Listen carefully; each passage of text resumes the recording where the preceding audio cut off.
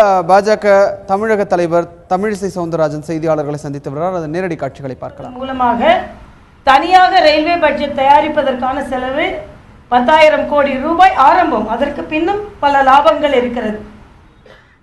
ஆக ஆரம்பத்திலேயே ஒரு லாப நோக்கை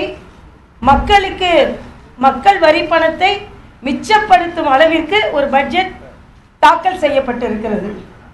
அது மட்டுமல்ல, இந்த பட்ஜெட் அனைவருக்குமான பட்ஜெட்டாக, அனைவரையும் மகிழ்ச்சி அடையக்கூடிய பட்ஜெட்டாக, வளர்ச்சிக்கு வித்திடும் பட்ஜெட்டாக, தொழில்துறையை வேலைவாய்ப்பை மேம்படுத்தும் பட்ஜெட்டாக, பொருளாதார வளர்ச்சியை மேம்படுத்தும் பட்ஜெட்டாக, உற்பத்தியை மேம்படுத்தும் பட்ஜெட்டாக,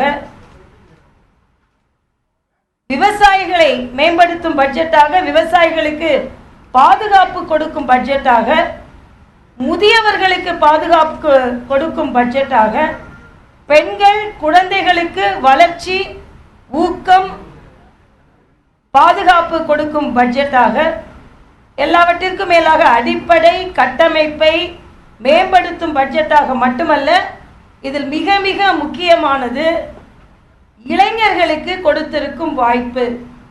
இந்த பாரத தேசம் இளைய தேசம். 60% மேல் இளைஞர்கள் இருக்கும் இந்த நாட்டில் இளைஞர்களின் பொருளாதார மேம்பாட்டிற்கும் கல்விக்கும் அதிக முக்கியத்துவம் கொடுக்கப்பட்டிருக்கிறது.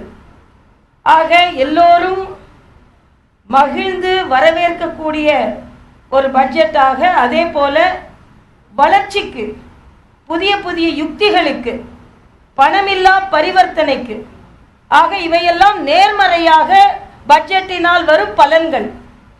அதே போல எதிர்மறையாக கருப்பு பணம் கள்ளப்பணம் ஒழிப்பதற்கான 10 அம்ச திட்டங்கள் இதில் இருக்கிறது.